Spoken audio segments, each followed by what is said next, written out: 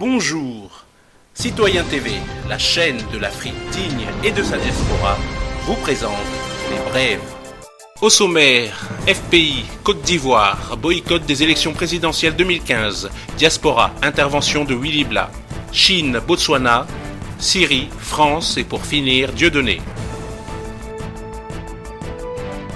Côte d'Ivoire, boycott des élections présidentielles. Le FPI, parti du président Laurent Gbagbo, s'opposera par les moyens légaux à la mascarade de présidentielle 2015. À quelques semaines de l'élection présidentielle, le FPI dénonce une situation politico-sécuritaire précaire marquée par une fracture sociale profonde, une vive suspicion et une grave crise de confiance entre les acteurs politiques, des arrestations et des emprisonnements arbitraires d'acteurs sociaux et d'opposants politiques, révèle le communiqué signé par le porte-parole par intérim Aboubacar Koné.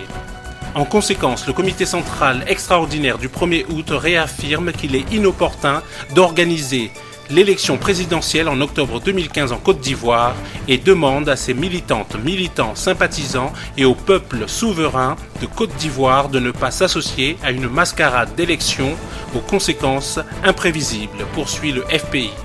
En effet, face à la question sécuritaire, notamment le désarmement des forces républicaines de Côte d'Ivoire FRCI et à l'encasernement des militaires, à la démobilisation des chasseurs traditionnels d'Ozo et autres miliciens, l'arrêt des persécutions, des enlèvements, des emprisonnements et des tueries des militants et sympathisants de l'opposition, face à l'absence de liberté d'expression, à l'absence d'accès des partis politiques d'opposition aux médias d'État, face à l'absence de réforme de façon consensuelle de la commission électorale indépendante CEI dans sa composition, son organisation et son fonctionnement, face au non-respect des textes de loi par l'État, face à la justice à deux vitesses qui ne condamne que les personnes proches du président Laurent Gbagbo, face au gel des avoirs bancaires, des domiciles occupés, face à l'absence d'action pour la réconciliation nationale, notamment la libération du président Laurent Gbagbo, la libération de tous les prisonniers politiques, civils et militaires, le retour apaisé et sécurisé de tous les exilés, la réparation des préjudices avec indemnisation de toutes les victimes, face à la question du Grand Ouest, tueries massives, foncier rural, insécurité, repeuplement, etc. Face à tous ces problèmes non résolus, le FPI, le parti du président Laurent Gbagbo, s'opposera par les moyens légaux à la mascarade de présidentielle 2015. Côte d'Ivoire, boycott des élections présidentielles. Tout de suite, Diaspora avec l'extrait de l'intervention de Willy Blah. Conflit électoral, Nicolas Sarkozy a fait décoller les hélicoptères français, a fait décoller l'armée française pour bombarder un président démocratiquement élu. Oui, Nicolas Sarkozy a envoyé les militaires français soutenir les forces rebelles et leurs supplétifs d'Ozo pour assassiner, pour tuer les Ivoiriens. C'est ainsi que vous avez dû voir sur France 24 qu'il y avait eu en une seule journée des milliers de morts, mais que France 24, bien évidemment, a réduit à 800 morts.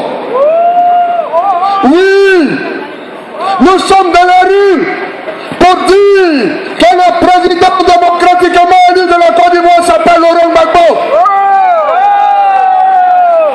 Nous sommes là pour dire que nous n'accepterons jamais le diktat de l'armée française. Nous n'accepterons pas le diktat de la violence. Nous sommes là pour dénoncer la politique française dans notre pays. Comme cette politique française sur Nicolas Sarkozy a détruit aussi d'autres pays comme la Libye. Là où on a voulu emporter la démocratie a été transformée en ruine. La Libye aujourd'hui est un champ de ruines. Chine, Botswana, des médecins chinois pratiquent une chirurgie qui change la vie au Botswana. Segameti Kozitsile se bat depuis des années avec ses yeux. Je me connais, je ne peux pas marcher correctement, je ne vois pas bien. Avant même la poussière dans la maison, je ne la voyais pas, c'était difficile. La cataracte, une maladie qui fait se développer un voile sur l'œil et finit par provoquer la cécité complète. Mes yeux étaient sombres. Si quelqu'un venait, je ne le voyais pas. Avant, c'était très dur. Environ 6000 personnes au Botswana souffrent de la cataracte. Le véritable nombre est difficile à estimer. Leur situation est aggravée par le climat du pays, chaud et sec. En raison des conditions environnementales comme les rayons du soleil, les conditions climatiques créent des problèmes aux yeux. La chirurgie pour enlever la cataracte est relativement simple, mais le Botswana manque de médecins. Une équipe chinoise a été envoyée et en 13 jours, elle a changé la vie de centaines de personnes. 576 patients atteints de cataracte ont été opérés et la cible était 500. Mais nous avons réussi à en soigner 576. La Chine a une longue histoire de déploiement de personnel médical en Afrique. En Afrique de l'Ouest l'an dernier, ils ont joué un rôle crucial dans la lutte contre le virus Ebola. Leur impact ces dernières semaines au Botswana a été spectaculaire, sur les patients mais aussi sur le personnel professionnel. J'ai beaucoup appris, spécialement dans la manière dont on doit assister un ophtalmologiste qui fait les opérations. Vous savez, les machines, les consommables, tout ce qui rapporte aux machines. J'ai appris beaucoup personnellement. En plus de ce transfert de savoir-faire, les services locaux de la santé ont aussi beaucoup reçu en termes de modernisation grâce au gouvernement chinois. Segametse Kosetile faisait partie des premiers patients de l'équipe chinoise et nous lui donnons le mot de la fin. Les choses ont beaucoup changé. Je vois tout maintenant. J'aime aller dehors, tout faire, je vais à l'église, je m'amuse de tout. Dedans, dehors, aucun problème maintenant. Tout de suite, actualité en Syrie. Damas de Mistura insiste via ses dernières déclarations à s'écarter de l'impartialité. Wilayati Azorbi, tout règlement de la crise en Syrie venant de l'extérieur est rejeté. L'armée s'empare du village de Tiba à Lajat et progresse à Zabadan. Une source responsable du ministère des Affaires étrangères et des expatriés a indiqué que Stéphane de Mistura insiste dans ses déclarations de s'écarter de l'impartialité dans l'exercice de ses missions en tant qu'émissaire spécial de l'ONU pour la Syrie, en donnant des déclarations s'écartant de l'objectivité et des faits et s'appuyant sur des nouvelles véhiculées par des milieux bien connus pour leur hostilité à la Syrie. Et la source de poursuivre: nous souhaitons que l'émissaire onusien condamne le bombardement par les groupes terroristes des villes d'Alep, l'attaque et Daraa, la coupure d'eau et d'électricité de la ville d'Alep pendant des semaines et les massacres perpétrés par les réseaux terroristes tels que Daesh, le Front Nusra et les autres réseaux affiliés à Al-Qaïda en Syrie. Tout de suite, les titres de l'actualité en France. Alors que les vagues d'immigrés illégaux affluent inexorablement sur les côtes européennes, les politiques paraissent aussi submergés que les territoires. La chancelière allemande Angela Merkel réclame une harmonisation des procédures d'asile. Un peu plus d'un an après la proclamation du califat, l'État islamique n'en finit pas de surenchérir dans l'horreur. Après les exécutions sommaires et la destruction d'œuvres d'art plurimillénaires, Daesh fait du viol une véritable méthode de guerre. Et pour finir, intervention de Dieudonné. Chers amis internautes, bonjour. Bonjour, bonsoir. Sur Internet, évidemment, le temps n'existe plus. Il s'inscrit dans la lumière de l'éternel. Il y a une dimension infinie dans Internet. Là. En plus, c'est les vacances, donc j'imagine que le temps est ralenti. Hein. Enfin, c'est les vacances, pas pour moi. Moi, non, parce que je suis au Théâtre de la Main d'Or depuis le 23 juillet dernier. Ouais, j'y suis en paix. C'est le titre du dernier spectacle. Alors, lorsque je parle de paix, je parle de paix intérieure, bien sûr. La paix civile, elle, étant plus une affaire de gros sous. Hein, les traités des tuniques bleues avec les Indiens d'Amérique, c'était des traités de paix. Enfin, oh la tuerie, c'est comme les conventions de paix de Genève. À chaque fois qu'il y a une guerre dans le monde, les fabricants d'armes se mettent autour d'une table et discutent de la paix. Ah mais c'est vous la guerre? Ouais, mais non. Ah non, moi, quand je parle de paix, évidemment, je parle de cette paix intérieure. Ce spectacle que je livre au Théâtre de la Main d'Or est un spectacle ambitieux pour moi. Parce que j'ai décidé de rire avec des sujets, des thèmes que je n'abordais pas jusqu'à présent, qui d'ailleurs n'avaient jamais été abordés dans le champ humoristique. Je parle de pardon, de prière, d'amitié, de famille. Ce sont des thèmes, évidemment. J'ai décidé de rire avec ce qu'il y avait de beau en l'homme, mais c'est pas évident. Mais je suis particulièrement étonné de voir l'appétit vorace du public pour la beauté et la grâce. Je suis très étonné. Je suis d'ailleurs, moi, le spectateur, comme les spectateurs du spectacle. On participe, on partage ensemble l'espérance d'un monde où le vice et la perversion ne seraient plus au pouvoir, aux commandes du pouvoir. Un monde où la simplicité, le naturel et l'émotion seraient au cœur de nos préoccupations. Enfin bon. Je suis poète, j'ai envie d'être poète aujourd'hui.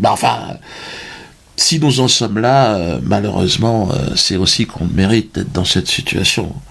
Il nous faut trouver, vous savez, on est dans un marécage, dans une fosse à purin morale qui est devenue cette République française.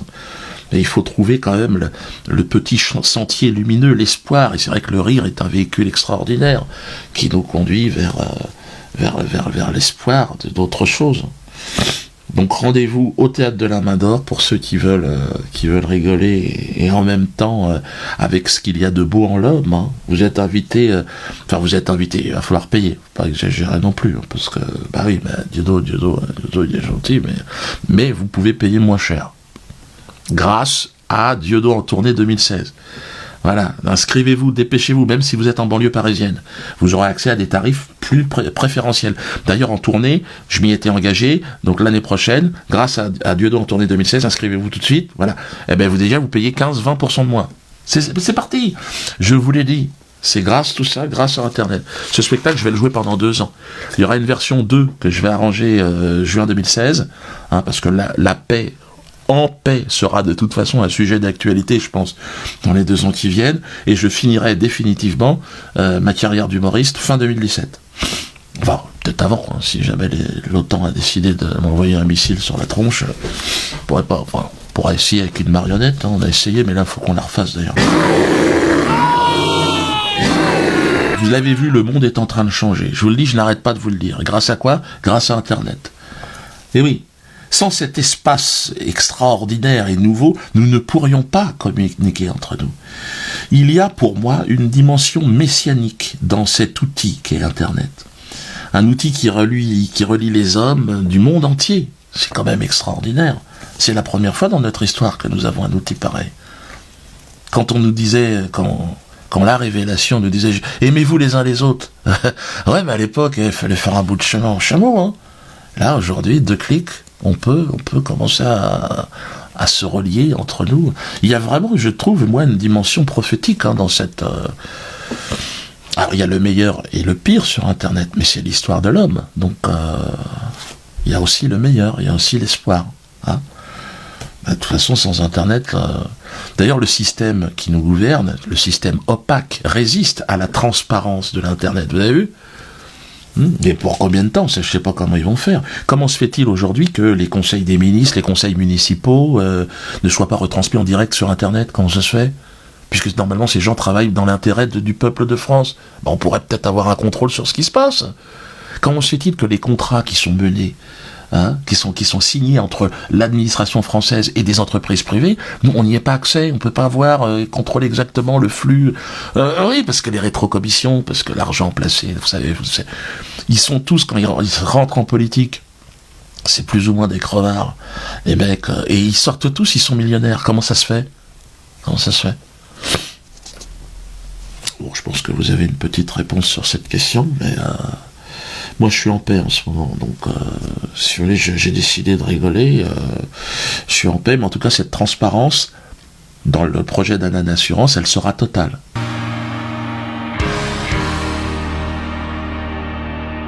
Citoyen TV, la chaîne de l'Afrique digne et de sa diaspora, vous a présenté Les Brèves.